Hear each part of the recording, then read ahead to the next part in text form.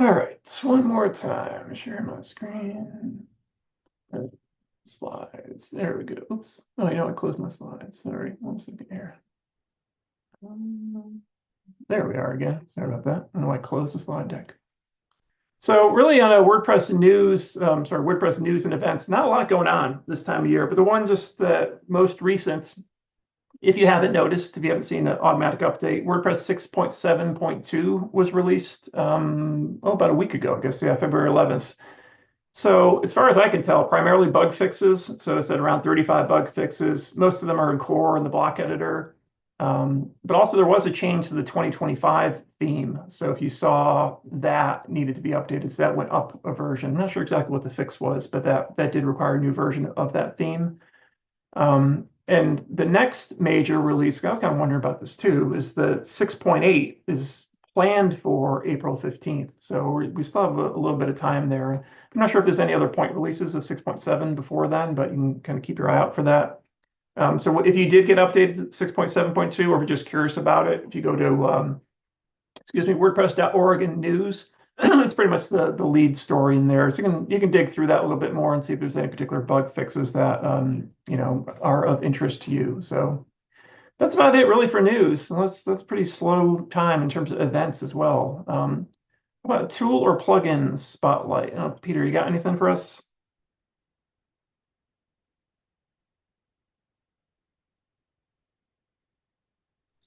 Sorry, I was moving windows around and the unmute button was below. Yeah, that's all right. I do. I have a simple one. I was actually, I meant to actually show it last time because of the timeliness. But the one thing about copyright notices at the bottom of websites is that they're often forgotten for quite a long time. So I will show you one of the many ways that you can update your your copyright notice. A lot of times it's built into themes. Your theme may have short codes, things like that. As we've mentioned several times, I use the Cadence theme, and the Cadence theme has some things built into it. So with their footer tool in the customizer, now they have it as a block that you can use. They have a way of doing it, but there's this neat little thing. I was looking for all different ways. You can write short codes. You can just go in there, edit it yourself, which is the easiest, cleanest way to do it. But if you're somebody who might perpetually forget to do things, there is this block that I thought was pretty neat. It's called the dynamic year block. I will drop this in the chat right after I stop talking. But what's nice about that dynamic year block it is just a block, and that works really well with full site editing. So without going through the whole process of installing the block, I've got on the playground here. Let me and this is the funny thing about me and full site editing is I'm just not always the zippiest fastest on it. So when I went to go do this, but this works really nice for your footer in a full site editing, but you can use it in a custom theme because it is just a block to update your information. So I've got the plugin on the playground. It's loaded. It's the dynamic year block, and the playground, which is the free way of working with WordPress in the browser. This is a good way to experiment to play with something. And so what I've done here is I'm gonna, with this active, what I've got is this is where now I go. I'm not sure where things footer are anymore, to be honest with you. Learning the search tools, it says, okay, here's my foot, which is a part of it's a template part, the footer. And I was actually playing with this here. Let me actually just get rid of this block. It works just like any block. But if I go here in the footer and I go to add a block, and you can do the search here, or just pull out from the inserter. But it's called dynamic year, and it pops in the year. But where it's really nice is for that current year, what you can decide is as the block options how you want to do it. So in 2020, say 2025, and maybe text before, okay, copyright, and then you have a place where you put in what that text is. You could add the extra years, site name after the day. So you could just kind of turn these things on, and in that set it and forget it world, if that appeals to you, it can be styled, like any block where you have, if you want it to be, well, you wouldn't want that color, but say that, and we want to make it a smaller size text. You could do in the copyright, you could say, 2020 to 2025 if you want to do the full. You have all kinds of options for what you put into this little block. The text after the date. If you have a privacy policy, you could just put that link right in there. So you can build your footer just kind of by turning these things on or off. And I thought it was a neat little way for dropping into a especially a full site editing site. But you can put this, and it's just a block. So quite honestly, you can put it anywhere. I updated this, so now if I update this page, now you can see just by toggling those things on and off. But I thought that was a neat little way to kind of put in, if it's not built into your theme already, or if you realize that you haven't updated your copyright date at the bottom of your page for a long time, this might be a handy little tool for you. That's very cool. Just like you say, there's a plugin for everything. There is a plugin for everything. Should have known there'd be one for this too. Cool. All right, very. I put the link, Peter. You got the link? Yep, I threw it in the chat. So thank you. Very awesome. All right, so let me do a little tee up for tonight's topic. Again, we don't have any formal slides anymore because we're too efficient for that. So we've talked a lot. Actually, we've probably covered AI topics and WordPress probably since last summer or so. I know we've had little sneak peeks here and there. It's often been, though, as part of either a tooltip thing like Peter just did. He showed us some AI stuff, or kind of behind the scenes. Peter will suddenly show some magic with AI, and he's creating all these plugins. I'm like, how did you do that? So we got our brains together and said, let's do a formal presentation covering AI and WordPress. But there's a lot of parts to AI. So just hopefully the Meetup description was clear enough. We're going to be talking specifically tonight about using AI for code generation. Again, code doesn't necessarily mean like JavaScript and that kind of stuff. It could mean, I'm going to talk more about CSS. There's lots of other uses of AI with WordPress or websites. We've shown some of those before about content generation. Some really neat things about SEO. I think we touched upon a little bit when we talked to our SEO plugins, as well as performance, et cetera, et cetera. So there's a lot more related to websites and AI and WordPress. So hopefully we'll try to cover some of those things in the future. But we figure it's kind of a good starting point because this is something I think that, one of the things, we don't do our formal introductions anymore, but my background as a software as a software developer I guess you never lose that, and Peter's background is not, but he's self-taught, but definitely he's picked up tons of coding knowledge just from being self-taught and experimenting, etc. But I've really been impressed by how much AI tools let people who are not formal software developers create code. So I think this is, hopefully there's gonna be something for, again, if you're a beginner, advanced beginner to somebody a little bit more intermediate. If you're a more hardcore developer, we're probably not gonna touch upon that too much today, but maybe some of this will give you some ideas about how you can use AI with WordPress. So we're gonna kind of split things off where, Peter, I think you're gonna go first and show kind of the code generation things, so things that will work directly with WordPress. And then once he's done, I'm going to show more of styling and kind of things that you can do around CSS and WordPress. So anything else, Peter, context-wise? I think that's what we're doing. I think it's going to be pretty freeform for me, because I think one of the best things that I thought, and I, provide feedback in the chat or, through Ray, whatever feedback you have, walking through a number of the things that I've done and then trying something. But we by watching and learning how it works, the idea here is to generate ideas, is to say, hey, go and try it, because I am not a coder.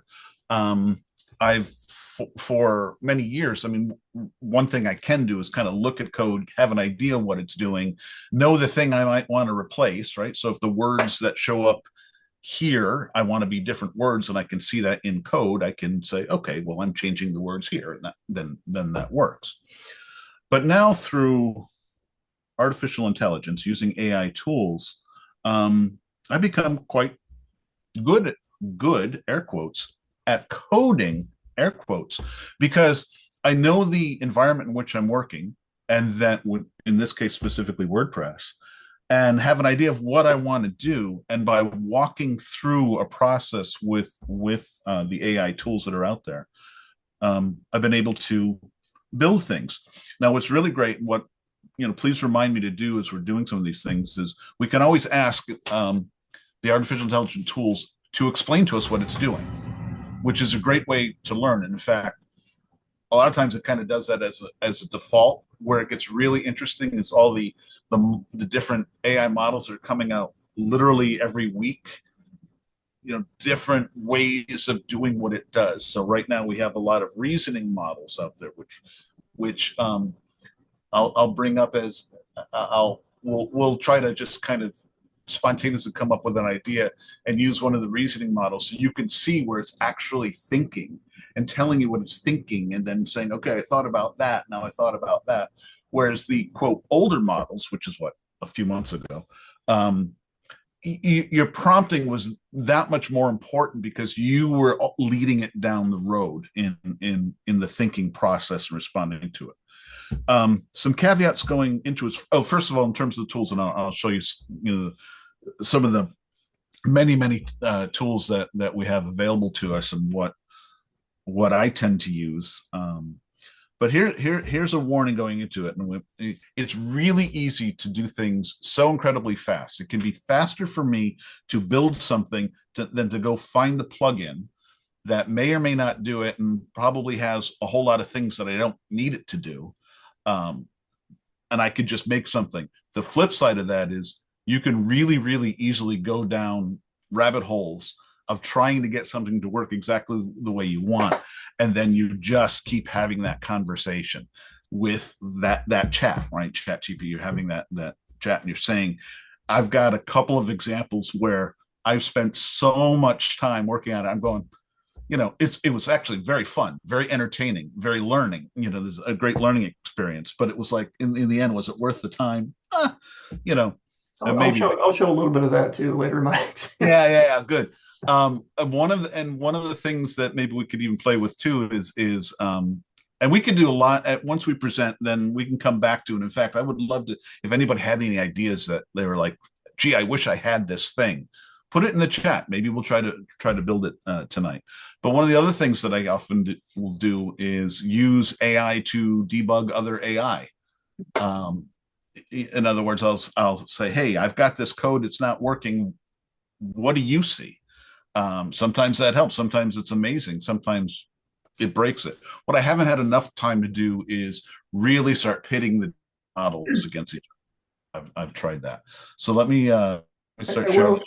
So as you're bringing that up too, I think we're both going to have this common theme too around context. So one, again, AI itself, whether using a command line AI or the way I'm going to show it, it is a skill that you need to develop. So going back to you don't need to be a coder, that doesn't mean you don't need to think rationally, and you don't need to be able to structure your prompts in a way that basically is like coding. It's natural language coding in a sense, so the better you get at providing context to the AI engine and the questions, et cetera, I think the better answers you're going to get. So I think it'll be interesting to show both of our examples. I think that's the key. That's a skill. I think the future skill maybe isn't learning, JavaScript or whatever, which you still need to know a bit of. It's more learning the natural language scripting, if you will, kind of that process. Yeah, the prompting and being able to be,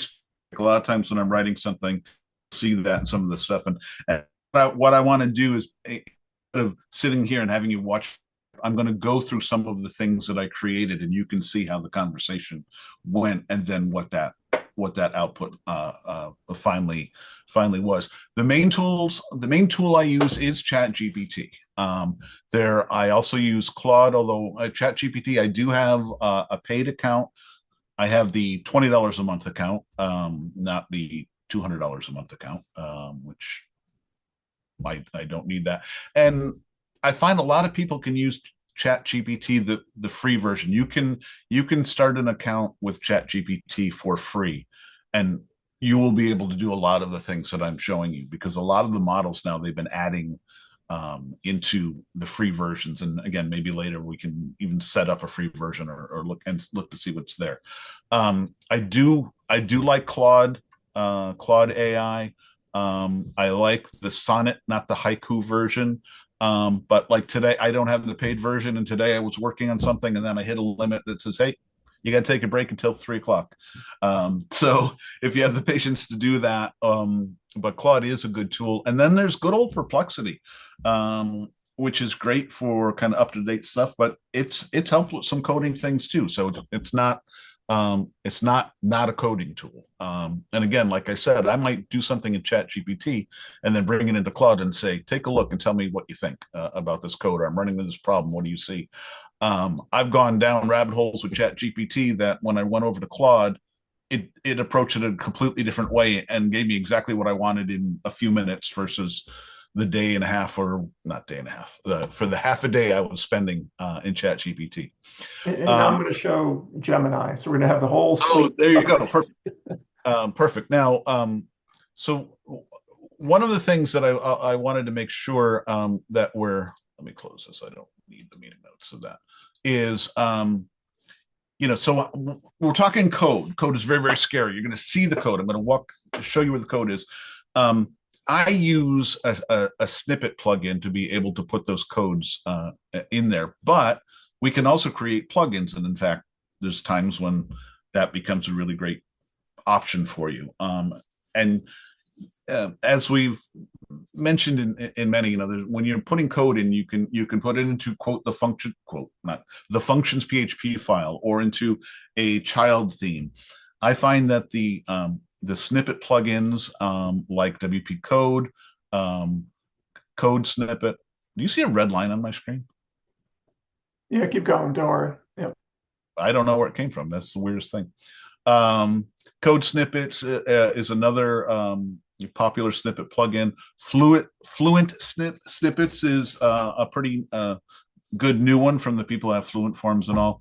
And then there's WP Codebox, which is the one that I use. I like it a lot. It has a whole lot of features, but it only comes in a premium version. So you'll see that I'm using the code mostly in WP Codebox, which is a snippet tool, a way of taking this code, putting it into a package, turning it on and off, testing it, things like that.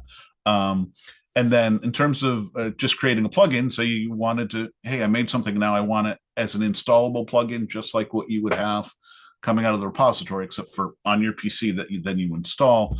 We'll go through it, but the best way is just ask your AI to help you with it. So I create a thing, and then it's like, okay, give me the files I need and the instructions on how to create the plugin. So you don't have to honestly worry about the whole, well, what are the templated ways of doing the plugin stuff. So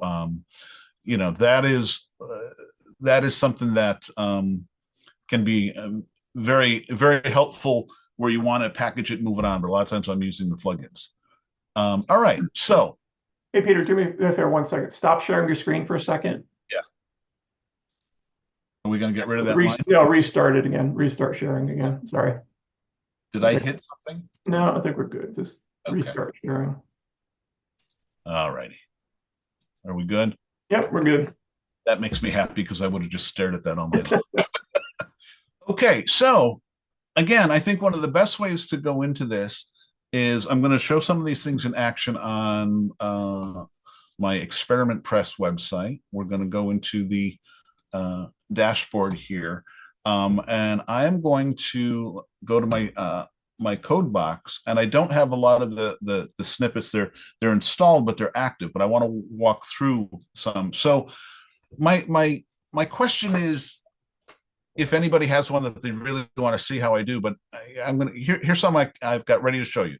The admin create a navigation toggle, and that is something that I create. I'll just jump into it because that's one of the easiest ones. It took me like no time to do. So I'm going to go into show you what that chat was all about. So I was in a chat GPT. I started a new chat and I said, it's just this is the interface, right? So you're entering the chat right at the bottom of your GPT screen, paid or free. Hello, I work in WordPress. I like this. I like to say who I am. Now, also, they're under. Is it customized? No, it is. I can never remember it is. There's a place where you tell. Yeah, where you tell it about yourself and you say, I would like to you're prompting chat GPT a certain way, and it's like, I'm developing some stuff. I want you to tell me what it is. I want you to explain it. So I'm creating code snippets. So it's already ChatGPT's are already in the air quote mindset that it's going to be making something for me, kind of explaining things. And then so here's what I'm asking it to do. I would like a toggle switch in the admin bar. I want this switch to hide all admin navigation choices except posts, pages, and media. The toggle should then allow me to go back to the full navigation that would be normally displayed for the role that I'm logged in. The whole point of this was there's sometimes when I'm just in creation mode, I don't want to go to an edit like an editor role. I don't want to use another plugin that says, well, are you turning on your menus on and off? Whatever. I just want to say, I only want to see the menu choices for when I'm adding a post, a page, and the media. So that's what I wrote. Now, this one is using the O3 mini model. Right at the top, you can choose which model it is. Right, so you have then the O3 mini is one of the reasoning models. It's the fast reasoning model, but this is one of the ones that does thinking. So some of the stuff you can't actually see here because it kind of does the thinking, goes away, and then it tells you, hey, I thought about this for 30 seconds, which is pretty funny. Do you remember, sorry, Peter, do you remember which please. ones is there any one of those that's only for the paid tier that you're on, or are all of those for the free tiers? I will look. I don't remember now because like the 3.0 mini is in the free version, which was right. Yeah. that they put in. So I'm not 100%. So I asked the question. Now again, below is one way to accomplish this, to add the toggle. It gives you some instructions, and it says, you can put this in your functions PHP or in a custom plugin. So it's giving me here. This is the genius coder that I am. I asked it to make this thing, and it gave me some code. Okay, so here's this code that I go through, and then that's the code that's written, and you can go through it. Now, what's nice is how this works. It's telling me that if I wanted to learn from that, if I don't want to, put it in, see if it works, go back, tell it what did or didn't work. Wanting it to work, if I wanted to really learn it, it's telling me what it's doing, which functions it's using, what happens when you hit the click, what it shows or doesn't show. It's breaking things down. It's giving you some ideas on how to tweak the code, which is kind of interesting that it says, hey, here's some ideas. The reasoning models do some of these neat things with giving you ideas of stuff, which I found really interesting. So instead of just saying, here's what you want, it's like, but you might want this, or you might want to do some cookie settings, which is really, really fascinating to me that it gets that far. It tells me about what security considerations I might want to consider. So then it's given me now this toggle, and I'll show you. It says that worked great. I'd like to make a few modifications, change the toggle to go between menu create and menu full. So what are the words that are showing? Change the background color of the top admin bar. I just wanted to see if it could do it. And then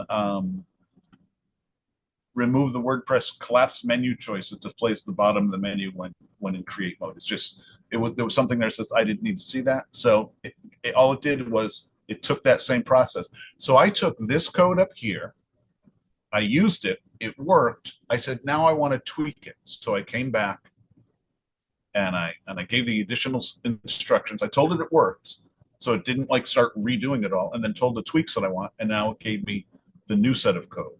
So if I'm over here on my the site that I'm experimenting with it, this is the the toggle create.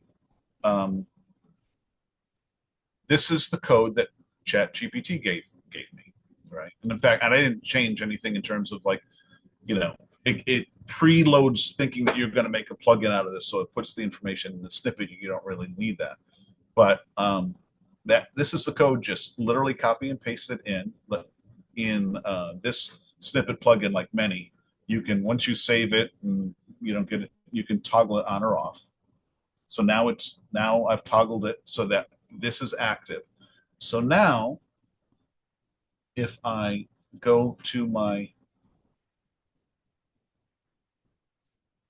back to the dashboard, I have all of my menu choices for my admin login. It's not as many as usually there because I don't have many plugins loaded. I've got Cadence is extra, the code box is extra. But here's that new toggle switch called menu create. If I click that, now it's like it changed that title bar to the blue color just to let me know I'm in quote editor mode. And now I'm only looking at posts, media, and pages. So when I'm just in pure create mode and I just want to make sure I have access to that and not go, wait a minute, I got it where, something might have been moved. So obviously you could customize this too by telling ChatGPT what you do and don't want to see. And then since it's a toggle, now I'm back to regular mode because that's built into what I asked to do. So that's just one little code snippet that I created to do this one thing that says, I just want to sometimes clean it up. I don't want to have a plugin that I'm going to have to manage all my choices and all. I just want to make this one little bit of code, which is great. Now, if I said here, so now I'm back into that. I've been in the chat and I said, can you please, and we're always kind to AI. Can you please create the file? And I'll do this. And I like to be, it's, my style to be kind of as specific as possible. Needed to make this an installable plugin with the instructions on how to do so. So now in the 3.0 model, it's reason it didn't take very long. And then it's telling me, create the plugin file. Okay, so create a file name. It's telling me what file name. So in a text box, put this code in it. Then put that in a folder with this name. Place that file in that folder. And then what you've got there is the next instructions, which is kind of interesting. I do it like it's almost overdoing it. Like you zip it and then go through and install, which is how we would normally do it. You would take that folder with whatever files you created. In this case, it's so simple it didn't need any style file or any JavaScript file or anything like that. But if I made something that did, it would say take these files, make them into text files, put them in a folder, zip them up, and now that zipped file becomes your installable plugin. So, and again, maybe later if somebody wants to see that whole process, but it's even telling you could also FTP those files in, which you didn't have to zip. So I think that's really kind of interesting. But I also told it to be kind of verbose in some of the instructions, my setup. So that's one of the simplest things. Anybody want to call out another one you might want to see? Let's see. There was a much more complicated one, so maybe go through another simpler one. Yeah, we do have complicated ones. So this was one. Let's see. So add last update to the plugin list, which is again pretty simple. Although I probably went through a few iterations. I don't have to go through the whole thing, but it's simple. I would like to add a column to the plugin admin list in WordPress. I would like to include the last updated date in this column. That would be the date that the plugin was last updated per WordPress plugin repository. Is this possible? I often say, is this possible? Just because it's like, okay, give me options if it's not, or things like that. So it goes, yes. And then it goes through, and it's often telling me things that I'm like, yeah, that'd be great if I really wanted to learn that right now, but why don't you just do it for me? So, here's how to do it. Creating the snippet, and then this is the troubleshooting mode. So I added that bit of code, but then what happened is I added the snippet, but I don't see the new column in my plugins list. Can we please double check the code? So again, this is the prompting. I'm using, and then maybe some more. I'm at this point in time, I was using WordPress 6.4.1 and PHP just go. And then it's like, okay, if it starts thinking, if it's not appearing, there may be a few reasons, right? So then it starts going through. It might say, hey, you want to go through a debug. Let's make sure. Here's a slightly, so it's thinking through, and then it comes back and it goes, here's a slightly revised version of the code snippet with some additional checks to ensure it's executed properly. So it gives me this new code. Now, this was a great example of, now it gave me more code, but it didn't combine it. I'm like, in this case, I was lazy. I'm like, hey, I got this tool. So it gave me this, hey, add this. And I said, can you please combine the last two responses so that the date goes here section is properly displaying. So I said, I said, can you now create that, combine those for me? Certainly, a favorite word of ChatGPT. And then it gives me the combined code. And now put it all together. Gives me, again, the instructions. Here's what we did. This is like, if you want to style something, you may or not. Now it's kind of advancing to if you're creating a plugin. And then I said, very good. Is it possible to make the last updated column sortable? Now this is where you go down a rabbit hole, because it went through a whole process trying to make it sortable, but it didn't work. So I kind of abandoned that. But then I wanted to do one other thing, which was make that last updated date appear bold and red if the last updated date was more than 6 months in the past. So it goes, yes, you can do it. And then it goes through, and it has to build all of this logic in that says, hey, check the date of the plugin, check the current date, compare them. If it is, then do these things. And it, and even comments as code, which is nice, right? So this is, again, the code that it comes back, checks the current time. Here's some CSS for the color to put it. I don't know. My chat there got broken off. I'm not sure. It seems like your message was cut. Oh, it told me, hey, it seems like your message was cut off. What do you want? Then can I add a new filter? So I was trying to add filters. And again, this got longer. Bottom line was I came back to kind of the simplified action. So I didn't want to get totally caught in. It just gave me what I wanted. So again, going into my code box here, and then looking for my snippet that is, and it's always good to label your snippets pretty well.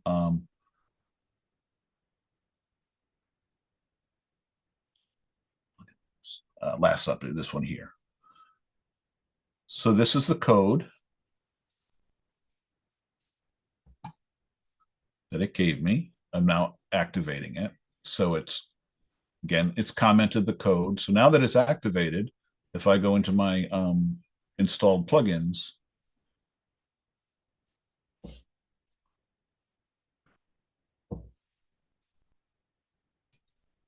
it's giving me, here's that new column that code is now giving, this last updated, and it's, oh, wait a minute, if it's more than 6 months ago, make it bold and red so I can see, well, which ones have been, which ones should I really look at and see if maybe they're out of date. Now, I'll admit there are plugins that do this. There's actually a really good one that I've been exploring with, but again, not as simply. Like, it gave me kind of more information that I wanted. But this was an example of when I first started doing this, I was experimenting with relatively simple things that says, hey, like one of the first things I did was I want to see the featured image when I'm looking at the post, my post list. And then I was like, give me the featured image, give me the the description and the title because I want to check for some of the accessibility stuff. Well, now there's plugins that do that, especially one of our favorite plugins, the admin and site enhancements plugin right here that I use on most of my sites. And by the way, and another time, there's like two more that do a lot of what the ASC plugin does in terms of sort of that big plugin that you can turn things on and off based on what you need. But anyway, that experimentation, say there's a thing I want to do. Let's walk through the process. This is what I hope that if you were to leave here and go use ChatGPT, a snippet plugin to experiment with just the thing. Maybe the thing is, I want my toolbar to be something. And in fact, that was one of the things that I did, which was, no, sorry, I experimented with it, but then I found out and also double check that you don't already have something. The admin and site enhancements to be able to clean up some of the things in the toolbar. Like I don't have the WordPress logo in here. I just have, that's the ASC plugin giving that capability. But yeah, you can get very complicated. Maybe Ray, after we can come back if there's some time to some of the other things, because even some of the things that I was experimenting with today, that before this, that they're really neat. And I also want to, again, maybe later show you some of the things that I did that were not just changing the admin stuff, but content related. Mm-hmm. And in one case, helping me create color palettes and then formatting it in a way that I could put it in a page so I can show a client, here are some color options that might work with, you know, your brand colors, things like that. So that's a pretty neat one. Maybe we'll come back to. Cool. No, it's really neat. I remember the first time you showed me something like that, where I'm like, oh, you can actually use it to like customize your back end admin look and feel. I was like, that's impressive. Yeah, I guess I'd only thought of it in terms of, you know, touching the pages and posts and things like that. But actually, I mean, like you said, the other plugin, which is really neat too, that Swiss Army knife one, maybe you don't need all that. Maybe there's just one feature in there, and it's like, let me see if I can recreate just that one feature or function. So. Well, and that's a good point. If there's a feature or function that you're seeing in a plugin that has a lot, you already have a model in which to follow and to say, hey, I want something that will allow me to duplicate posts easily or something to that effect. You know, those types of things. So Peter, Sue put a more complicated one in the chat. So what I'd suggest maybe is read through that a bit, and as I'm doing my demo, you can go back and forth with Sue a little bit, and maybe you can try generating what she's asking for. So is that fair enough? And then once I'm done, we can switch back and see. I'll come back and say, let's give it a try. Or like, not tonight. Right. Okay. All right. Cool. So let me grab the screen. 1 second here. So yeah, some of this we're showing possibilities, right? So I'm going to veer slightly away from WordPress in terms of functionality, but more to just websites. So one cool thing using Google's AI engine, Gemini, is the AI assistance panel. And I think this just got rolled out from what I call it. Yeah, so if you're using Chrome as your browser, and if you have the latest version of Chrome, I think they added this in 131. So it's fairly recent, but if you're updating your browser, which you should be, you should have this functionality. So I'll throw a link to this article into the chat later. But so what this is really neat too. So they're building AI functionality into the dev tools in Chrome. So what does that mean? I'll show some examples of things you can do. But tonight I'll specifically be focusing on styling. So so there's really 4 pieces to this right now in the dev tools. One is around styling, which again, I'll be demoing. Some other ones that we may want to go back to in the future as I learn it a bit more is, so like network requests. So again, back to troubleshooting performance issues, potentially, you can look at, try to understand bottlenecks and things like that, or why something's taking so long to load. Sources is really cool. If I have a couple of minutes at the end of our talk, I'll show you a little bit of that. And that's really just trying to understand other files that are loaded by your web page and doing some analysis of those. And then performance as well too. So performance kind of ties-ish to network requests. So that's another one, performance related. So just some real quick things on it. I assume everyone on the call today is in the US. So this seems like it's a US only feature right now. you have to enable it. So it's not enabled by default. I'll show you quickly how to do that. And somebody, I think it was Jim, had something in there too about hallucinations. What does that mean? So again, all these things, caveat, this is beta kind of stuff. I still think so. Definitely try it out like Peter did on a test site and all that. Don't shove this into production code or a live site without really testing it out first. Because yeah, some of the issues that are known, and I did see this a little bit too. So sometimes it just gives you a wrong explanation, and you'll see that in a couple examples. It could be wrong for many reasons. The hallucinated one is kind of funny. I saw one example of that too, where it was trying to tell me to add a class to something. I'm like, that doesn't exist. Like, where did that come from? But it's whatever. In its library of terms and its LLM, someplace it ran across something. Said, "Oh, here's your solution." Like, no, that doesn't work. So that's a minor hallucination, I guess. And then there's some other funny examples too. So I guess the bottom line is, caveat emptor, buyer beware of this stuff. So it's free. So double check it. And Peter gave a good advice too of maybe some of the stuff you actually want to run it through multiple GPTs and say, hey, take a look at this. Is this, get a second opinion from your doctor, that kind of thing. So again, these are just more examples of things it can do, understanding layouts, etc. But I'm going to show some live examples. I'll concentrate on that. So let me get rid of that panel for a second. So again, context standpoint, this is a demo site that I've used in a few of our meetups. Right now, it's just running plain old 2025 theme. And I created a page just to show. I'm going to try in half an hour, let's say, to show 4 examples going up in complexity. And in fact, I'm going to also I'm going to bump up my font a little bit just so it's a bit easier to see when I go to Inspector. So I'm going to show like 4 quick styling examples using AI, getting simple to a bit more complex, and we'll see how far I can get in half an hour. So how do you use this? Again, if you're a beginner or hopefully more intermediate, you might be familiar with the Chrome Inspect tools.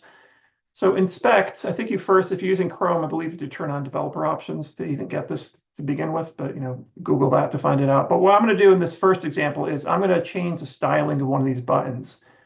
So there's a couple ways to get into the Inspect tool. I can just right click any place, or I can select an element. So I'm in context. I'm going to hover my mouse over this button, right click, and then go to Inspect. So what this opens up is the Google Inspector. I think I did a while back, quite a while back. I did a whole talk, I think, on the Google Inspect tools or the dev tools. So you can always go back to that. It's probably changed a bit though. They add quite a bit to this. Let me make this just a little bit bigger for folks. Sorry. And I'll shrink that down. So this is the new thing right here. This AI Assist. Sorry, with my Zoom bar. This whole AI Assist tab. And the way you get this to display is inside of the settings over here. You have to turn this on, AI Assistance. So you need to just flip that on. So it tells you what it does, etc. You can always turn it off too. Again, one of the things always to consider is that nothing comes for free. So some of your don't use sensitive information because some of that stuff is shared as they're tweaking these models, and that's true of any of the open AI models. So anyway, once you turn that switch on, you now get this tab. So what does this allow you to do? What's kind of cool is it gives you some basic prompts to begin with. So as Peter was saying, I think we probably want to do a whole other meetup in the future about learning WordPress with AI tools, because there's some really neat stuff out there about that. Again, I wish I had this back when I was in college, learn to be a developer. It's just so interactive. So there's a lot of great stuff you can get from it. But so for the sake of time, I'm going to go through my examples here. So this first example, if you recall, is I have this element selected. I have a button selected, this guy, and I'm going to try to make the button square. So I also, just because for the sake of time, I put some of these prompts together here. So I'm going to round the corners of that button. So here's what my prompt is going to look like. I'm telling it, and I've refined this a couple of times just to save time. So the wording I'm giving is pretty specific, but it's not overly specific. I'm not telling you how to solve this. I'm saying change this button from a round shape to a square shape. Sounds reasonable. Again, I press play. So what's cool is, just like Peter showed for ChatGPT, this is using Gemini. This is Google's model. And I'll scroll up here a little bit too. it shows you it's thinking. So that's the real neat thing about if you've been using some of these AI tools, even just 6 months ago, this was it wouldn't show you its homework. Like how did you come up with that answer? But now what's neat is it'll tell you, okay, here's how it broke it down. You can learn a lot just from this. You can see if there's errors in there too. It's like, okay, here's what I think you're asking me. But what's really neat is back to the difference between what I'm showing here versus what Peter was showing in any of those other, like, just the blank prompt of ChatGPT or Claude is this has the context of my page. So the page that's loaded in memory, it already knows, and specifically, it knows here what element, I've started inspecting on. So that's back to context is king. You're already guaranteeing, you're improving your chances, I should say, of getting a good answer. So what's cool is it says I've analyzed what you've asked me, and here's some of the things it starts to tell you too. So even if you're learning, if you're learning CSS, for example, it says, just like everything, there's a couple of ways to do this. So it says, oh, you want to change the button. It's likely something to do with border radius. Like, yep, that's true, definitely border radius. So in this case, it tells me, okay, I'm looking at this. Oh, and this is kind of smart too. So this is a div, and there's another element in here. It's like, oh, the problem is really this guy has a radius. So if you ever do anything with borders in WordPress, if to get a rounded border, you basically want to set your radius to something like perfectly round, like 999 or whatever. And this is saying, oh, wait a minute, I think you need to change that back to 0. Don't put any radius on here. So what's cool is then it says, okay, this it's just going to modify page content in my browser. Again, this is not touch my website, so no fear about that. Saying, do you want to continue? So it's very cautious, which is good. So right now it's saying, yes, I do want you to continue, and then bam, if you saw it right there, it turned it into square. Easy peasy, really simple. So here's one thing though, and you'll see this as I get into further examples. Okay, now I did this. Now let's say I want to take this styling and apply it to my website. What do I do? Well, first off, you got to find where it put the CSS. So in this case, I happen to know because you can see it added a class here on my element. So it added this AI style change. So if I click on this class, now you can see this is what it did. If I turn it on and off, you can see that button is going from squared around, squared around. So this is the code, as Peter was showing those code snippets, that's where you would put your PHP code, et cetera, et cetera. If I wanted to implement this in my WordPress site, what I would need to do is I would need to then copy this whole rule and the entire rule, I should say, into either a child theme, or if your theme has a spot for custom CSS, that's where you want to put it to. So it's still kind of a two-step process. You got to copy the code here and put it someplace. I don't know if the code snippet tool thing that you use, Peter, does that allow you to put in CSS as well? Yes, the WP Codebox does. The free ones, they offer that in like premium versions a lot of times. I haven't gone through each one to see, but yeah. So that could be another place. I mean, that's a good way to turn things on and off safely if you're not familiar with where to put some of this stuff. So again, here's and again, because it's still beta, I'm still being nice to it. So yeah, did it work? Yeah, it's square now. Okay, thank you. So just giving it some feedback, get it the feedback loop. So that was, and just a couple quick things here too, and I'll go through the other examples. I'll try to go through those a little bit quicker. So in here, one thing that's neat too is actually you can go back to your history of prompts, and it saves this across browser sessions. So if I close the browser, come back tomorrow, I believe, at least today, let's just say today at least. If I come back, it'll show me all my prompts previously if I need to go back to one, which is kind of cool. So that's the local chats. You can clear those as well. So let's say now, if I want to start fresh in my second example. So to do that, first off, I'm going to delete my chat from here, just clearing off that local chat. And then I'm going to refresh this page. So I basically wiped out the changes that it applied. So that was a really simple example, right? Styling a button, just changing a border radius.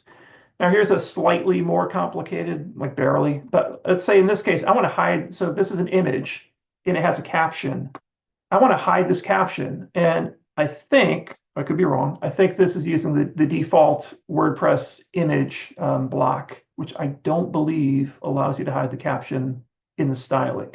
I don't think. But let's say you're using a theme, whatever reason, and you want to hide the caption here. So what I'm going to do again is I'm going to, right click on, in this case, I'm going to right click on the image and I'm going to say inspect. So if you look at my context again, it's saying I'm on the image element. So I'm on this image element, and I want to tell it to hide the caption underneath it. So just again, I put this prompt in here already. So I'm going to say, and I'm going to phrase my question a little bit differently this time. I'm not going to be so demanding like I was last time. Again, I'm not as polite as Peter. I'm going to say, hey, can you, or how do I, how can I change, how can I hide this caption? And I hit element, hit start, it waits a couple of seconds. So this one's a little bit more complicated, barely, but a little bit more complicated than the previous one because first off, it'll show you in a second, the caption is actually not part of the element that I have selected. If you look at this image thing, the caption is really below it. It's this fig caption HTML element. So it's slightly more complicated. So you can see the prompt is even taking a little bit longer to run. So this might take just a minute or so, but it's going to break it down the same way. The neat thing about this example, though, is it's going to show you that with CSS, there's multiple ways to do this. So it's going to tell you what's needed. It'll tell you the different ways it could solve this problem and what kind of the implications are of each of those different ways. So whenever it finishes thinking, so think time is part of the newer models, which is good. It should come up with better answers. So let's see what it says. Okay, it says so here's the cool thing. It says there's several ways to hide an element in CSS. It's true. You can either do display none, you can set the visibility to hidden, or opacity equals 0. So opacity equals 0 just basically hides it from the front screen, but you can still, if you're still looking behind the scenes, it's still there. It's kind of a cheesy way to hide things. Another way to do it is to make a font like -1 or something, so it disappears. But this one's saying, hey, I'm going to do the display equals none or display none. It's the most common and effective way to remove it. So let's see. So again, this has a little caption there. If I press continue, boom, it's gone. Excellent. But what's cool too is it not only did it do it, it's using this as a teaching moment for me. So what are the other ways to hide? I won't show these, but can I show how do I show the caption again, et cetera, et cetera. So back to how did it do this? It applied the style change to this element, not the one I've selected, the child element. And how do I know that? It's because it adds, what's neat is it adds this AI-style change class. So if I click on that, what did the AI style change class do? It just took that caption and said display none. So if I turn it off, there we go, the caption's back. So pretty simple. All right, I'm going to try to breeze through these next two a little bit quicker, but these are the more complicated ones. So far, so good, right? Some of the stuff you probably could have done yourself. Some of the stuff, maybe you have a block. We didn't need to do this necessarily, but just again, thinking about styling things. All right, here we go. Something a little bit more complicated. I want to change the order that these columns display. Very common thing. So when I go to mobile, and I'll show that. Let me first inspect on here. So this is a 2-column layout, and I'm going to change my view over here to, I don't know, an iPhone SE, I guess. Yeah, there we go. So the column 1 is the text, and column 2 is the person, right? Is the image. So and just look at this. I'm going to cheat a little bit, so I don't want to get stuck in the loop. But I'm going to select the top level element because that's the container for the 2 columns. Again, if you're a beginner, you may not know that, but you would learn it quickly after it gives you some bad answers. So I'm selecting kind of the parent container and saying, I want to flip the order of these. So here's my prompt to this. And this changed a little bit too. I actually have to get a little bit more precise on this, and you'll see. So my prompt to it is going to be change the display order of the 2 columns on mobile devices. So that's kind of key too. Now it has to think about breakpoints. So that was a little bit different than the other one. So have the second column display first. And again, there's multiple ways to do this. So let's see what it comes up with in this answer. So take a second or two. And while it's doing this, if I have time, I'll show you sometimes what you have selected as context really makes a huge difference in terms of the answer you'll get. So for example, if I had selected, one of the columns, it would probably give me another answer that maybe wasn't so good. So thinking about that a little bit too, of, hey, I really want to select a parent of these two things. So that's where I'm going to apply the style change. So anyway, let me show you here what it says. So there's a couple ways to do it. Flex direction order is yep, it's down the right road. The neat thing here too is even if it gives you a wrong answer, I think sometimes it's leading you down a road where you can then say, all right, that didn't seem right, but boy, I didn't even know there was such a thing as flex direction or order. Oh, let me go look at that myself and then come back with a better prompt. So sometimes I think these might be, the prompt may teach you, or the wrong answer may still teach you something about the way to rephrase the question. So let's see what this thing says. So the container is using display flex. So that's this guy up here. And here you can see, there it is, display flex. So if you're not familiar, flexbox is the CSS method of like laying out the elements. And it says the default's, flex row, both columns have an order of 0. So yeah, unbeknownst, the way these things are laid out is one of these guys actually, there is an order to them. So this one is, 0 and the next guy is 1. So it's saying, hey, I'm going to try flipping them. So I'm going to set the direction to reverse. So because there's only 2 of them, so if this was 3 columns, this would make column 3 number 1, column 2 would stay the same. You get it. So in this case, we have 2, but same thing would work for anything more than that. So let's apply this and see what happens. So continue. It didn't work. Oh, good. It didn't work. And the reason it didn't work, it's saying, hey, wait a second. I've applied this and the width is pixel, blah, blah, blah. So you can tell it now. I think I know. I think I actually messed up my own selections. That did not. Let it go one more time, and then I'll try one more thing and flip it back. So here's where things get a little confusing, and I won't show this whole thing, but I've noticed that as it tries other answers. Oops, sorry, this is my window is getting a little wonky here. Let me try opening that again. Oh, it's still investigating. Sorry, I thought I had the answer.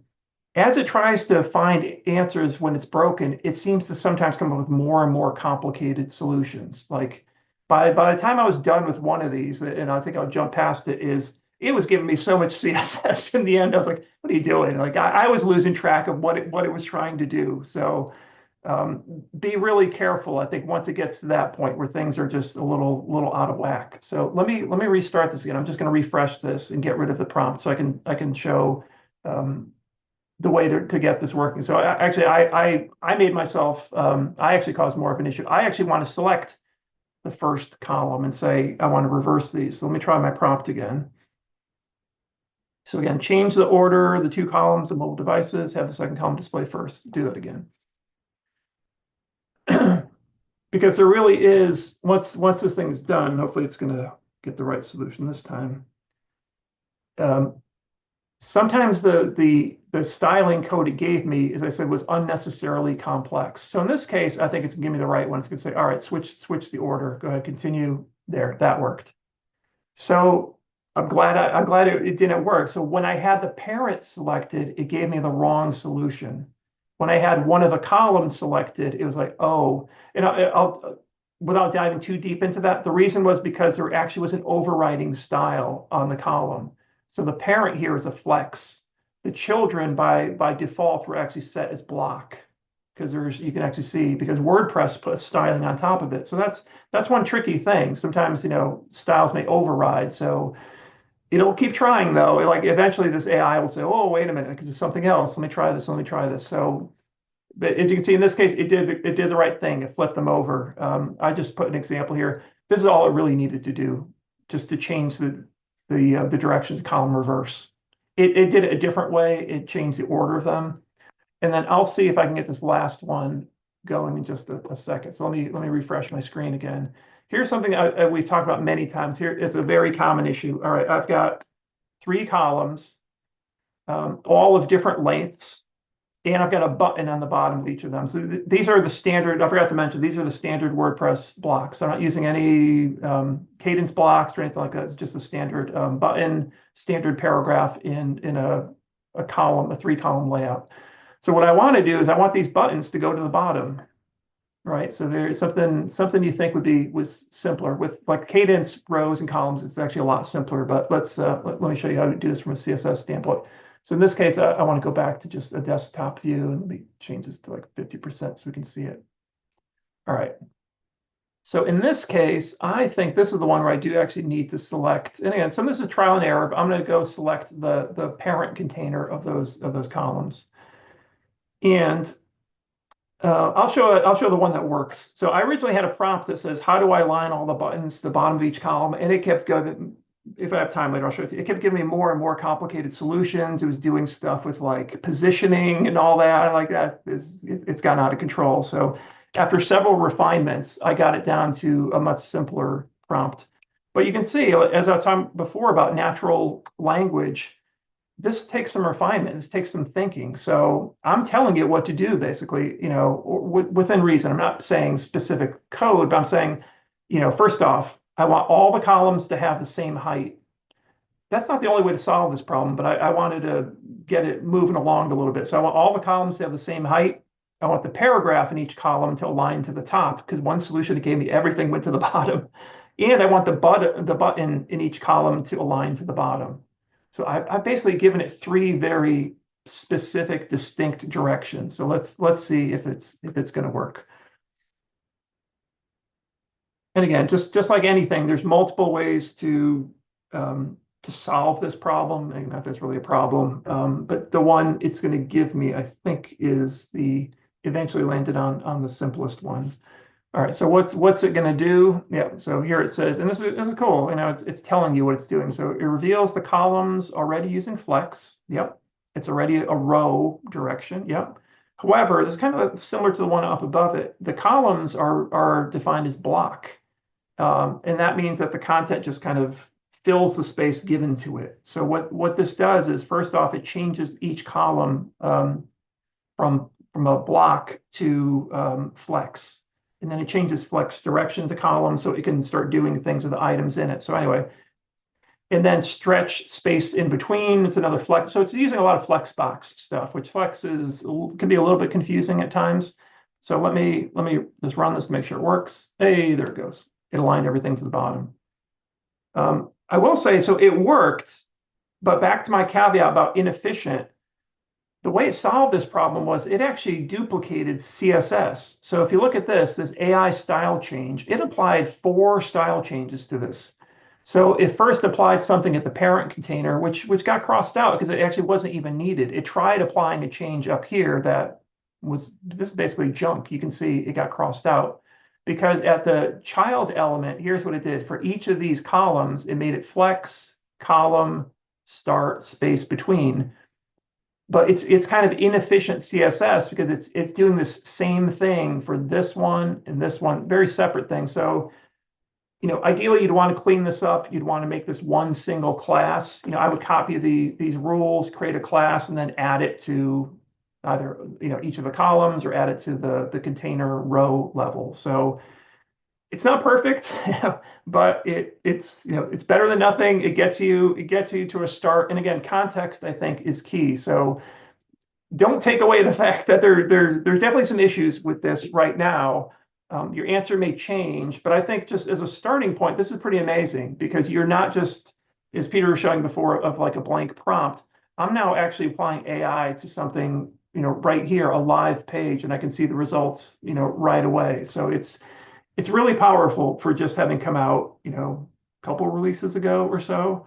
Let me see if I might have had just one real quick one, and before I change. I was going to show the script thing. If is that okay, Peter? Can I just show this one real quick? Yeah, no, of course.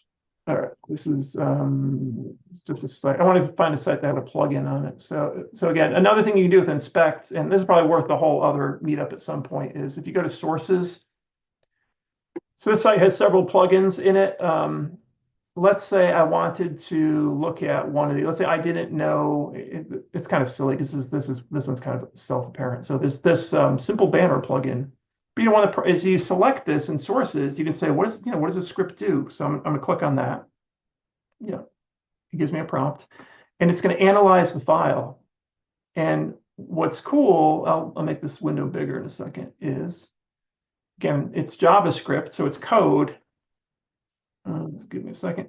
it basically give me a little summary of what the code does. So it's saying this is designed to create and manage banners on a website. Yep. So let's break down the functionality. So there's the banner creation, display, configuration, customization, et cetera, et cetera. So maybe you don't need to dive into code like this, but if you think about you're looking at a site someplace and you have this plugin, you're like, what the heck is this? Maybe especially a plugin that might have been created by somebody else. Like, I don't even know what this thing does. And I think this is extremely powerful. Another tool that you can just help you understand existing code, not just HTML elements. So I'll shut up there because I need a sip of my tea. But did any questions come up while I was going through? Well, I got caught up in trying to make this other. Let's take a look. That's right. I'm gonna let folks unmute themselves too. So Yeah, it's the showing how to get the AI thing to display in Chrome again. In other words, that kind of that first step. oh, of having the how does the option display in Chrome? Was that the question? Yeah, but Sue left. So Oh, okay. And so if Sue's watching this afterwards, if you haven't turned it on yet, I think actually, yeah, so if you haven't turned it on yet, I'm pretty sure it showed up for me as almost a prompt, when you go to inspect. So when I went to the site, for example, I'm pretty sure it came up here saying, hey, what's new? Oh, I'm sorry, I'm right. not sharing my screen. Hold on, sorry. I'm not sharing my screen. Now I am, sorry. So I'm pretty sure that if you haven't looked at the inspect tool in the past couple of versions, as soon as you go in here, it's going to say, sometimes it'll tell you, hey, what's new in Chrome? I'm pretty sure it said, oh, there's a new AI assistance thing. But if you don't see it, the way you would get to it is through here. So this is the drawer. I think you might be able to get to it through this as well. Yeah, it's over here as well, AI innovations. And you can turn it on. You can turn it on and off that way. So that's how you turn it on. Let me see if anything else came up. Again, we have time to look through things. This should be in core. Everyone wants that with columns and buttons. Yes, I agree. So let me read Sue's one. If you've been looking at it, just because it's interesting. I actually think this is tricky because I think the answer may be something on the site level. So Sue was asking Peter, she was looking at ChatGPT generating some working code, but she didn't get it working with it. But she has a site that has no SEO plugins, but it sounds like it does have Cadence on there. So Yep. Cadence is creating by default a sitemap or a users.xml sitemap. So she wants to get rid of that and basically like hide that sitemap, but she doesn't want to install an SEO plugin. That's kind of the way I'm reading that question. Is that how you're reading that Yeah. too, Peter? Yeah. Exactly. So I would think the problem with this one might be that to really hide it, when she says hide it from Google, to me that means robots, right? Robots.txt, that you would need to put something in that level to say, don't crawl this file or don't Well, crawl let this. let me show you what I'm looking at, and then maybe we can look at this kind of. And on top of everything else, it's like I wonder how much caching is set because because the sitemaps are a little like you got to do something for a new sitemap to be generated. Right, So here's a great example of testing something and trying it, and as a pseudo coder with the AI, and it's like, oh, you also have to remember other things like maybe you're asking to do something that doesn't get triggered because of things like right. caching. So what I what I did was I quickly loaded this is Cadence Pro, Hmm. which allows you to turn on elements, which are chunks of code that you can programmatically conditionally place in various places on your site, hooking it into certain areas. It's really great. And what I think she's talking about is when you go to, if you have a sitemap that's generated by WordPress core versus something that's generated by an SEO plugin, you have wp-sitemap.xml. And then what that creates is then links to the sitemaps that really have the links to your pages. So you have post, you have page. I think it's this which gets created because of, and what's kind of interesting is while it's in the list, there's no content there for me now in testing it, although I did create some element things. So that's the first thing. And I'm like, well, did the thing that I did kill the actual XML file, but it still left the link? And then you have so And real quick. she was trying that last one, right? The users one.xml is the one she was asking about specifically. But Yeah, but let me yeah. so my approach started this.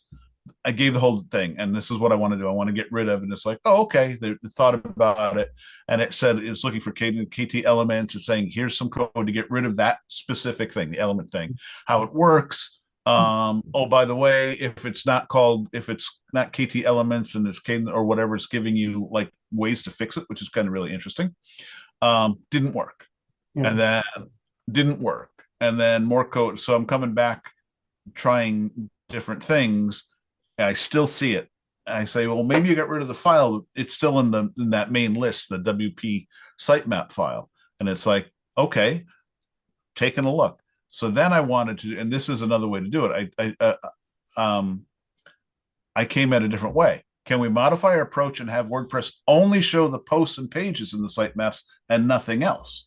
In other words, sometimes one of the problems is you're trying to get rid of a thing that's so specific it doesn't find the thing to get rid of. But I was like, well, what if I just said Rather only than show? include, yeah. Yeah, the includes are a lot easier. So it gave me, it was like, oh, below is a snippet that filters out all custom post types and taxonomies from the built-in WordPress so that only the default posts and pages. I'm like, that's promising, except for it didn't work. Now I'm starting to think, I was hoping to see only like that. And then, so we're going, this is the rabbit hole that you can go down. Yeah. It feels like it's right there. There's one thing that's missing because it feels like programmatically code wise, we should be able to say, hey, WordPress, when generating a site, don't do it except for posts and pages. People are not, don't often run into this because SEO plugins have that built in. But so if Sue's wanted, just install an SEO plugin. Yeah. Just turn on what exactly. Except for many of us don't want to do that, especially if it feels like it's something that's like should be a heck of a lot easier. And as I think was said in the messages in the chat, that it's like, this might be one of the things that should be in core, because if core is creating an XML file, then there may be a simple thing that says tell us what not to put in it. So if I were to keep doing this, and I don't want to do this in front of the crowd unless everybody wants me to see it, is I would go back. I would even go to the server, making sure that things aren't being cached. I did open up another window that basically said what trigger. So this is again that troubleshooting process. Like, so I said, what triggers the updates to a WordPress WP sitemap file? And Google is coming back, and Google AI is coming back and saying automatically updated whenever new content is added, edited, or deleted on your website. So while I was doing this, each time I changed the code, I then added or deleted a post. But I don't know if that's enough. so this is where the troubleshooting that I would do is I would go and I would spend a little bit more time checking that caching is, at the server. And that's where I guess I would have almost approached this as a different solution, which is because as I read her question, her question was kind of like, how do I prevent Google from seeing that sitemap? So, more than one way to skin this cat is like, great point. What about if you let the sitemap get created, but you basically block the crawler from, crawling that sitemap? So, and again, that's where I was going back to the robots.txt. The only thing I'd question on that, and I just don't know, Ray, is if you're using Search Console and you're giving it a sitemap and you're telling things, does it then start throwing confusion errors in there? Like, hey, you give me a sitemap and then you're telling me not to look at it. Or the parts of it I can't look at. Yeah. So, again, all these not moving parts, but all these parts that have to work together. So that could be its own thing, which then raises alarms like, well, how come these aren't, and it's like, well, because I don't want to show it in the first place. So I think this, though, goes back to kind of a good context thing, too, that, as we're showing stuff today, like the part that I was showing was CSS. Yeah. And then I just kind of quickly showed you that other thing about a plugin. So that's I think some of these AI tools, it's a little confusing if you're a beginner because it's kind of like, well, WordPress itself is a combination of WordPress functionality, your theme, and your plugins. So that's something to keep in mind too as you're using AI to generate an answer or troubleshoot something. You need to know a bit of context too to say, well, where am I trying to change something? So I'll give an example of, let's say I have a plugin like the events calendar. I'm just going to use that quite often. If I'm going to AI saying I've got a WordPress site, I've got this calendar, and I do blah blah blah, I want it to do all these things. It may give me an answer that's very WordPress specific, but nothing to do with that events calendar plugin and its code, et cetera, et cetera. So um, it's more of focusing that and sort of understanding, well, where is the real problem that I'm having, or what's the thing I'm trying to change, and then because I think that thing I showed about pointing to source. I think you can point it to, one of these plugins and say, hey, I'm trying to change this for this plugin. Don't look at all my rest of my WordPress install, change it, in a very specific spot. Jim, go ahead. You got your hand raised.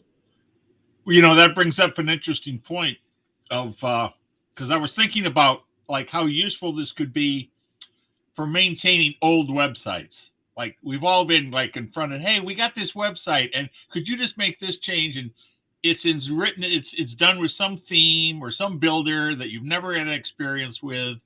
Like I was just recently asked to help with a site that uses a thing called Good Layers, which is a specific proprietary page builder with a theme. And so you get to the point where, hey, rather than like spend 2 hours trying to read the documentation on this thing, can I make that change with AI in like 30 seconds? The downside of all this is I hate going outside the guardrails to get something done on a website because the next person that may take it over would look at it and my ears will burn. I think that's where documentation comes in. It really is whether you got the answer through AI or you got it through your knowledge or through the books on your bookshelf. I think the key is documenting what the solution does and kind of give it the context of the next thing. I always say code isn't really for the computer. Code, it kind of is, but it's really for the next person reading it. Give Right. them Right. some hope of why did they do this? If I add in CSS, I always try to put a comment above it, like why this CS is there. I do that for myself because I go back to these yeah. a year later. I'm like, what the hell is I doing?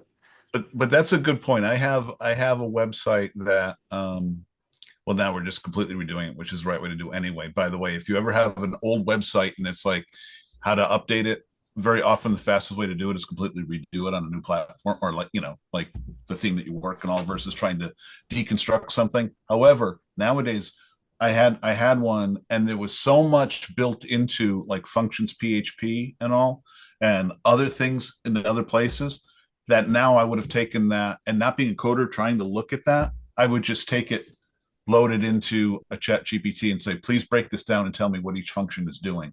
So it can start giving me, that's a really interesting way to deconstruct, even if it's just a matter of somebody having an old site and going, there's this thing that's happening.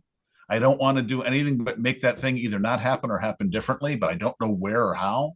And sometimes I find those things can be hard coded and then just going in and finding it. So that's again now using it instead of to create something to literally deconstruct it and then potentially fix it if that's the right way to go.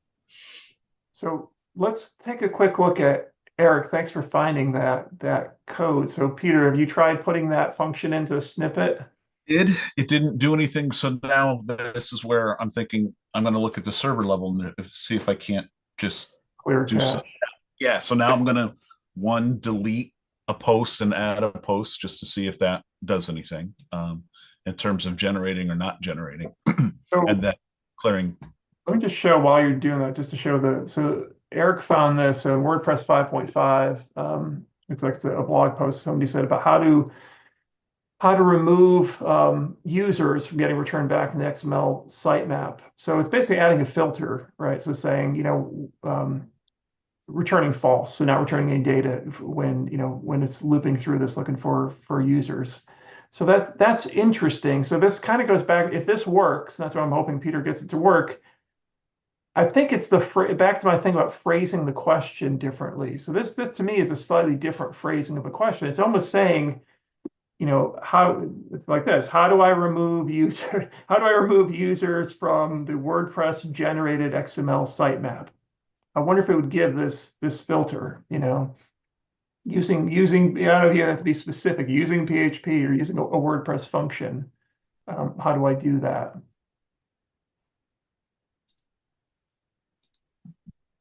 You're still looking at one point too. We're not going to look at it today. I think I lost the link to it.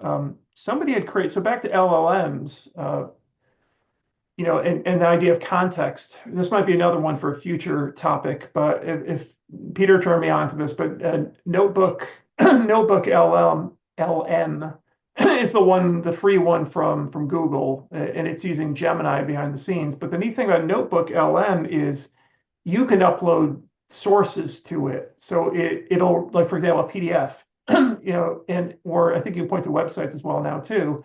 And it'll use that context for its answers. So a while back, maybe I showed it last summer or something, even earlier. I saw on Reddit somebody had put together their own kind of self-hosted LLM where they fed it the WordPress codex, so all of the WordPress rules and everything into it. So it was kind of neat. It was a little wonky and probably would need to be updated over time. I'm not sure if it works anymore.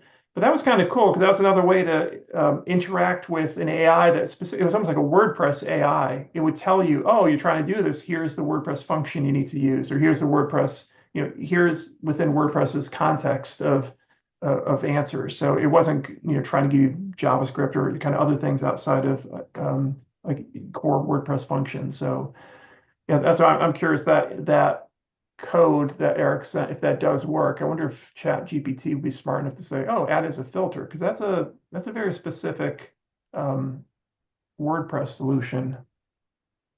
You still clearing the cache? Yeah. Yeah, it's no luck so far. I don't really have any cache active at this point. I did put that in. I turned off the other. I added just that snippet, and so I'm looking at. Maybe something's changed. I mean, that was an old, it's kind of an old snippet too. It looked like that was back to WordPress 5.5. While folks are thinking of any other questions about stuff that we saw or things you'd like us to look at? Does this give you, is this interesting to folks in terms of like, try this out? I mean, the Gemini stuff, it's free, nothing to lose there. Like I said, I found it's more of, even if you use it just as a learning tool, like I'll give an example. I didn't get to create this, but what I wanted to do was create a prompt or create a demo example where I have a class. Let's say I created a class with some styling rules, and let's say I'm trying to style a button in some way, and I'm like, it's not applying it to that button. I'm like, what's going on? That can be kind of a pain in the neck to debug through the regular tool. So let me just show you kind of what I mean by that. So, oops, let me share my screen again. Because that comes down to some other style overriding something. So for example, what I'm saying here is, let's say I applied a class and I expected this button to be blue, square, flashing. I'm like, what's going on? Why is it not blue, square, and flashing? Well, the traditional way you would debug that is you would look at, each of your elements and say, all right, what classes have been applied? I'd look at, what's been computed. I'd look at, it's kind of you'd have to hunt all the way down to say, oh, that's why, because some other class, blah, blah, blah, is overriding it, or, oh, I wasn't specific enough. A big thing with CSS is selectors and specificity. But the cool thing would be to click on that element here and say, why is this class not being applied? And it could tell you, it could tell you and say, oh, it's because you weren't specific enough, or this other class is overriding it, or blah, blah, blah. So, even like helping you debug if you're an intermediate kind of, CSS, not developer, you know what I mean? So not even generating stuff from scratch, but maybe helping you refine your own CSS. Kyle, you got your virtual hand raised. Yeah. So Ray, I had a question. So you gave that example of removing the border, the rounded border from that button. And it gave you a CSS answer, but in reality, you probably want to just go into the editor and click on that block and turn off the border radius. So is there... If the block allows, this goes back to our discussion of, it does make a lot of sense for something newer, but let's say I'm my block was something that was created. I'm adjusting a website from 5 years ago. It's not even using blocks. It's using what's that Visual Builder or some stuff like that. So that's one way to. Or let's say that button doesn't come from a block. Let's say that button is coming from a plugin.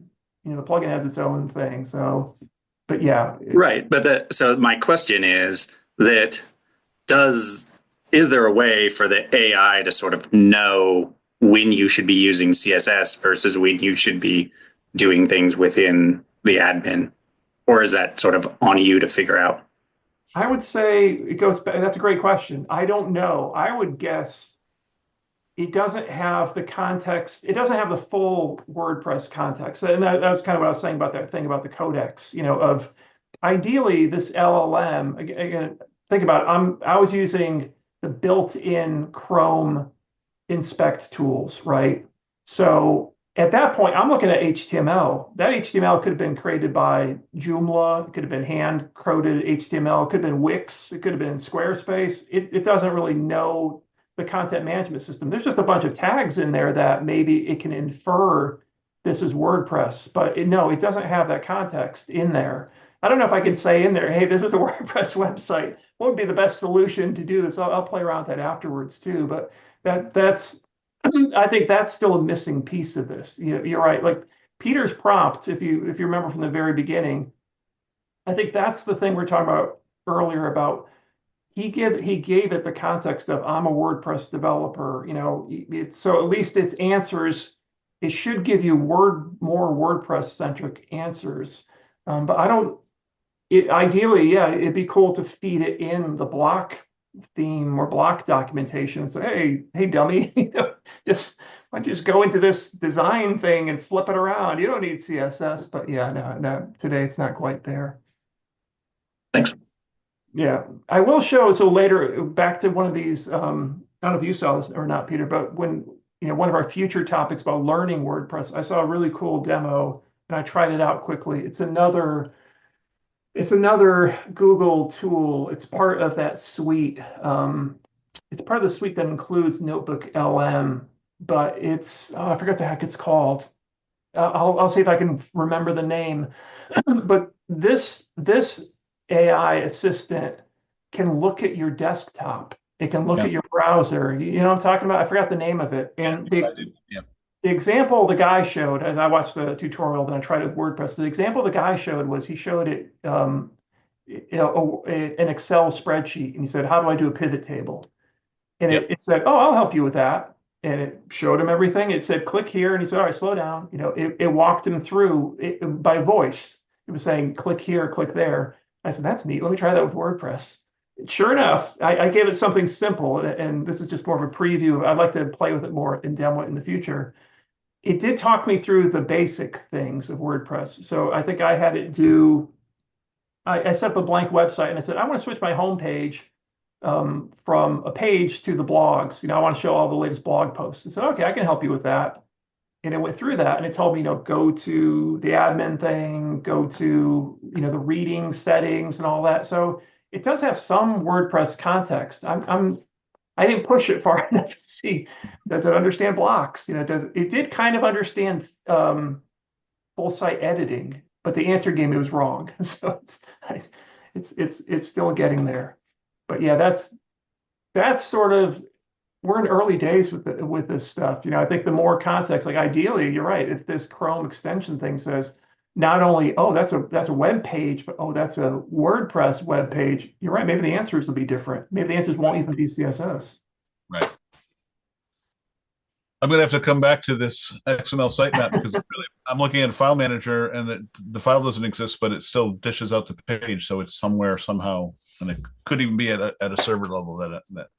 But I want to show something then. Unless somebody, do we have any? Yeah, we still got a little bit of time. We got like 15 minutes. This was just a different approach. Let me share my screen, and you can see this is the sitemap and all the different iterations of trying to get it. But there's a neat thing that I did, and it is creating color palettes and outputting the pattern. So I did want to show this in a couple of steps, because this is a completely different thing versus coding. This is using ChatGPT to help you with something. It's not content creation, which we could also spend time on, image creation and content creation and SEO views. This was a completely different thing that I did, and I thought it was pretty neat. So I'm opening up two chats here because it started with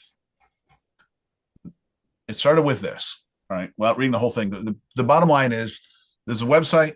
It's got a logo. We're doing a redesign. Looking at the colors, his logo has two colors in it, and I don't want to use the colors in the design. I just want to have the logo be its own color, and say, so what I want palettes of 5 colors that will work mathematically, scientifically, aesthetically, all the different things in the color wheel that would work using those colors that I specifically point out here. So it's like, okay, here's 6, and I tell it, give me 6 options, and it's great. So it says, okay, and it names them, why it is, it gives me the color, what you might want to use it for, and so on and so forth. And this is great. This is something that I could use. So then, and I ended up using that. Right. So I created this thing that looks at the logo, looks at the images together and then took the palettes, and I went through here and I was basically copying and pasting the colors and the names and things like that. And I wanted to do a bunch of other things. So then I got the brilliant idea, brilliant, air quotes, to say, well, wait a minute. So then I went through and I said, can you create, if I upload to you the code that I'm creating, right? So basically go in here and in the edit page, if I'm editing this page and I go to this group, right? So this whole thing, this whole section for each color is a group. And if I look at that group and I say,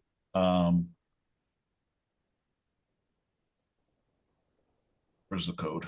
You're in view source, whatever. Yeah. Now I'm going, am I looking right at it? Can't see it? It's the weird, isn't it Should be right there. That's so weird. Okay, well, go over here then. Yeah. Yeah. Well, you know what? It doesn't matter. And maybe that's because this is a group. Maybe, right? So Yeah. normally you can look at the code for a group, just go and copy it. Yeah. When you copy it, it does copy, I'll bring over, it copies all the code. That's what I did. I just copied that entire group without saying, show me all the code. I guess they just don't have that for like groups. So then I took that, I went back to ChatGPT and I said, here is the layout that I want you to run palettes for me, but now output the palette in the code so that I'm not copying and pasting things. So what was kind of interesting about this, let me see if I can do it. Please create, and what's nice about ChatGPT is you can come back to it later and remember it, and then also you can set things up in projects, like I have my WordPress and my design projects and things like that, which makes it easier to come back to. 3 more palettes formatted for WordPress. Let's see if it picks this up. You kind of gave So it a it's, template and you said, here, yeah, do this. what's that? You kind of gave it that template to say, here's what it Yeah. So I what went in adds and I to it. created something. Basically, I created a pattern, Yeah. and now I'm asking ChatGPT to create it, but instead of just giving me what it gave me over here, Yeah, just code hex codes. I'm saying, give me the code that is going to create the page. So now if I come over here, let me create a new page. Or That does kind of answer that previous question about it does seem to have knowledge of at least, I don't know if it's because you provided it or not, it seems to have knowledge of like WordPress's HTML format, because all that stuff in there, those are just basically WordPress blocks, that like that additional stuff around the HTML. So it seems like it understood that. yeah, well, it does understand so much. You can go to Codex and say, go give me some of the details of things. So say now the smoky mauve amber. Mhm. Here's the code. Come up here, copy it. I should come over here. Okay. I'm just going to paste it in, and there you go. Yeah. It drops it in. I spent way too much time, just so that you know, in terms of rabbit holes that you don't necessarily need to go. I spent way too much time saying, look at the WCAG color scale, and if the text needs to be light, make it light, and if it needs to be dark, make it dark. And it worked kind of, sort of, and then I tweaked it, and I could never get it right. And I said, you know what? I'm going to put it in both light and dark text on the background so somebody could see that, like, hey, you can't have white text on like I took the negative and turned it into a positive. But instead of spending ridiculous amounts of time making that work, I said, oh, I'll get a pattern that works. And now I can just, instead of me doing all the copying and pasting of those colors, I could just say, hey, you create me the code. So this is a And really neat, weird code generation example. Like, I'm sort of restating what you did. You basically took the code behind the block Yeah, from your page, and so you just took that snippet of the code that's behind the block, and then you threw it into ChatGPT. It's kind of like my whole thing about, with Gemini, like I was in a browser context, but I was in the whole web page, although unless I select an element. So yeah, you just kind of cut out the element from your page and said, here, ChatGPT, here's your context. It's this thing. yeah, Now modify it for me, which is kind of what I was doing with CSS. right. I What's funny so far is I don't think the inspector tool, I haven't played with it yet. I don't think it can change. I could be wrong. I don't think it can change content yet. Like, I don't think it can Oh, the change inspector, values and things in there yet. Um, at least not with efficiently. yeah. Plus, they'd Yeah, be like, what would you do with it? Once you're done with it, it's like you can't save that page because it's just, it's in memory basically. But but one thing to keep in mind with this, it's still doing the logic that I asked it to do, which says, take a look at these colors, give me palettes that work.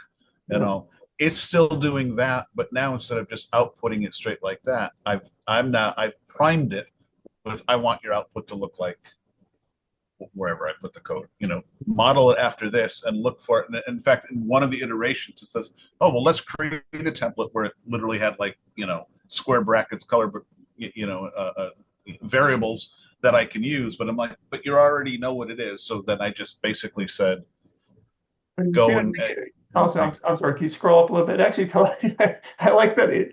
This one's careful because it said, yeah, go up a little bit. It said something about keep going, keep going, keep going. Stop right there. Now scroll down just a little bit. It gave you a warning about not doing it in a production site. I was like, oh, that's very kind. oh, yeah. Right there. Before implementing this code, please make sure to replace your text domain with actual text, and then scroll down just a couple more lines, Peter. Yeah. In this case, this was Scroll down. Yeah, sorry, just a couple more lines. There you go. Also, ensure that you test this in development environment. yeah. But I mean, it's true. In other words, like, don't just blindly do this because Yeah. Well, yeah. So the whole thing, to sort of wrap this up and go back to the beginning of this is just, in my mind, this is another tool. All this Yep. AI stuff we're showing is another tool. And in some ways, I think the results of this could actually be more trustworthy than, again, as of my former life as a corporate software developer, plenty of people I worked with would type their questions into Google, get an answer back from like Stack Overflow or something else, just copy and paste that code and throw that into a site. So, do you trust that person, that random person who put a blog post from 10 years ago and, oh, here's your solution, and so to me, at least you still need that same level of caution that, this is a random AI person that you're dealing with, but at least I think it has a greater body of knowledge, I think, than, what you find just through plain old Google searches. But it definitely use with caution.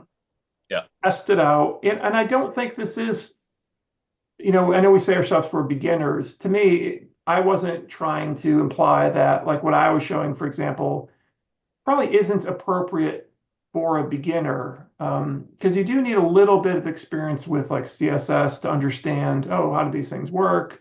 What do I do with the results it gives me? But I think this, as we said before, about getting to professional levels, there's a lot of stuff you can do with this, and especially I'm really impressed, Peter, with the way you've been using it to customize things. Like, I mean, I never considered myself a WordPress developer, but just some of the stuff that it's putting together for you. Some are just convenience things, but also, that's code that you can package it up in a plugin or something. You kind of got your own back-end user environment you can take with you from client site to client site. So I think that's pretty Exactly. amazing. Saving them as plugins. I'm going to show you another quick example that I did this afternoon, as part of like, hey, what are some ideas? And I picked the wrong one. But what? Let's see. Hang on. I want to show it because maybe I had the wrong link. Is this the right one? I'll just show you what it does.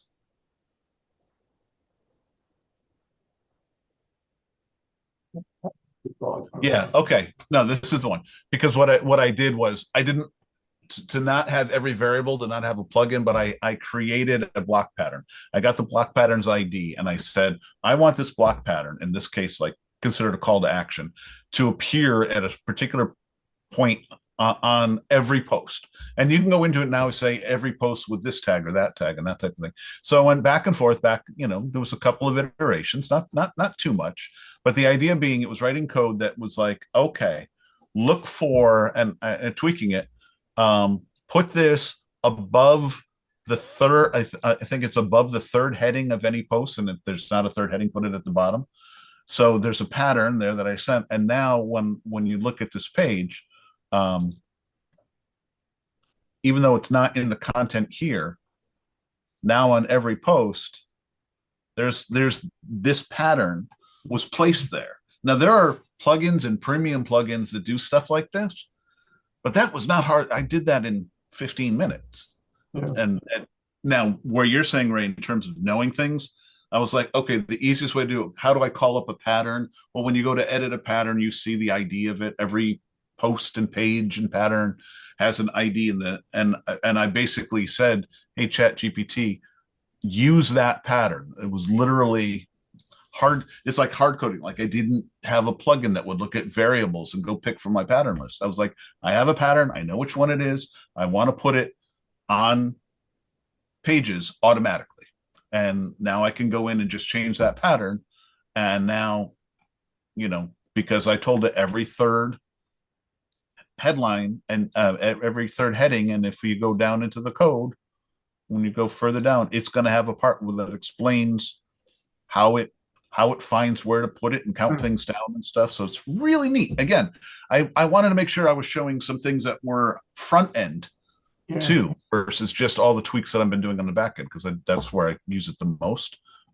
Yeah, that's really neat. Yeah, I mean that's basically like if you're using Element or like Cadence, that's one of the what do they call it now? It's not the hooks, something. So you're doing elements and hooks, sure. Elements, yeah. So But this idea too of like saying, I got that idea from,